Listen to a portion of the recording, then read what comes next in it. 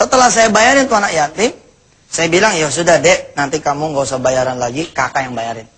Insya Allah. Saya pulang.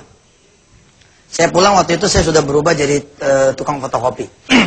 Kerja di Uda Yasril, bantuin fotokopi. Saya sujud, saya bilang sama Allah begini, ya Allah, udah saya bayarin tuh anak yatim satu.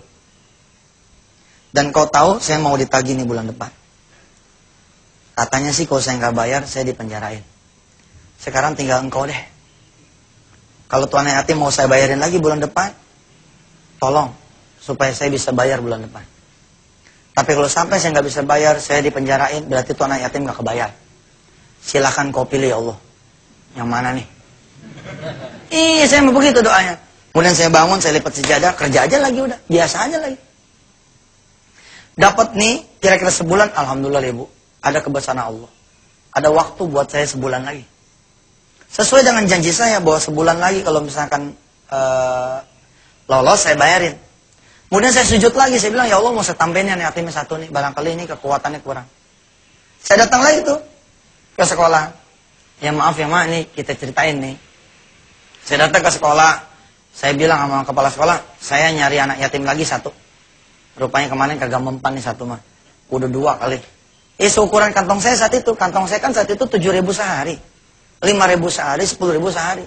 Kalau orang yang penghasilannya 10.000 sehari, sedekah 30.000, itu gede banget. Tapi kalau ente pada gajinya 3-4 juta, sedekahnya sebulan 30, nah ini yang bakalan dikepruk sama Allah. Nah, saya datang ke sekolah itu. Saya minta lagi anak yatim satu. Kali ini saya bilang, saya nggak butuh yang pinter, saya nggak butuh yang cerdas, saya nggak butuh yang gimana-gimana. Saya butuh anak yatim yang paling miskin gitu. Apa kata kepala sekolahnya? Ada nih Pak Yusuf. Bapaknya baru meninggal dunia dan orang kayaknya miskin benar. Rumahnya masih tanah, kabarnya atapnya juga masih bumbungan bambu. Ini nggak apa-apa, itu aja deh. Didatangin nih satu nih, anak perempuan nih. Anak perempuan namanya Maimunah, kelas 3 SMP. Di perjalanan dari kelas menuju ke kantor kepala sekolah godain saya. Apa kata kepala sekolah? Pak Yusuf, ini anak biar miskin tapi cakepnya mantap Pak Yusuf.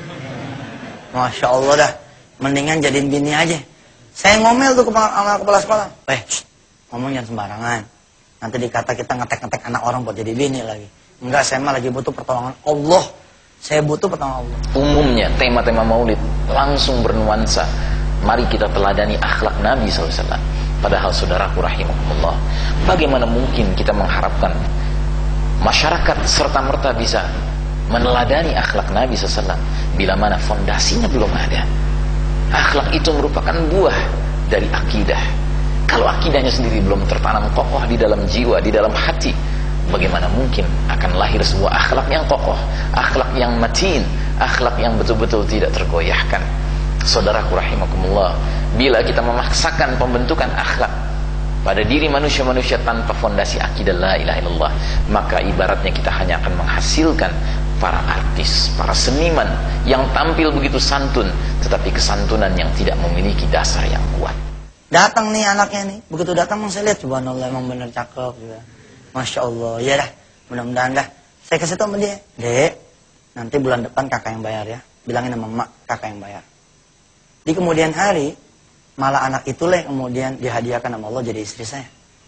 Beneran jadi istri saya. Kagak pakai nunggu dia selesai kelas 3 SMP. Saya kawinin aja udah. Alhamdulillah. Daripada ntar diambil orang lain ya kan. Wah, itu orangnya ada tuh. Ini saya bawa tuh orangnya beneran. Nah, episode berikutnya, episode beliau nemenin saya. Nemenin. Kalau saya bangun duluan, saya bangunin dia. Kalau dia bangun duluan, dia bangunin saya. Kita janjian sholat duha, kita janjian sholat maghrib berjamaah. Kita baca yasin, baca apa aja. Subhanallah. Dan emang nih, ini akan bikin enteng ibu dan bapak semua pemirsa di tanah air. Kalau ibu dan bapak punya pasangan yang sama-sama mengerti bahwa solusi itu ada di tangan Allah. Tapi kalau bapak dan ibu nggak mengerti solusi di tangan Allah, yang terjadi adalah gali lubang, bukan gali lubang tutup empang. Bener. Kenapa? Nih kita punya tagihan nih, berapa? 1 juta. Tiba-tiba kita kemudian minjem sama orang, pakai bunga.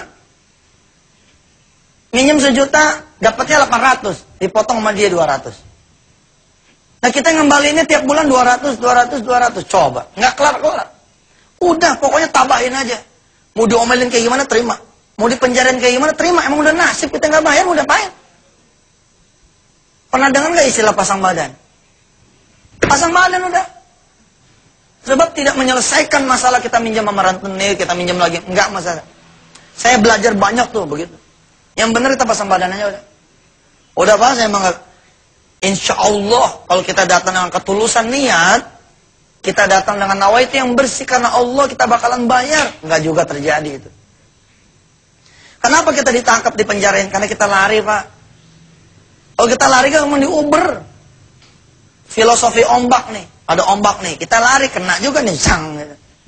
Tapi kalau ada ombak, kita malah berdiri nantangin nih ombak, kita malah di atas ombak. Tuh.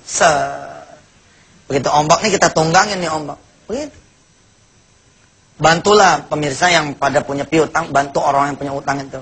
Dengan nasihat Anda. Jangan suruh dia bersedekah, insya Allah. Matematika sedekahnya begitu, ya. Katakanlah 100 juta. Ibu dan bapak sedekah 10 juta. Kalau tidak ada 10 juta, pakai barang-barang yang nilainya 10 juta. Kalau tidak ada juga, ngincer aja, jangan dari 10, ngincernya dari 1 juta. Kok 1 juta Ustaz? Iya, 1 juta buat ngelangkah kepada 10 juta.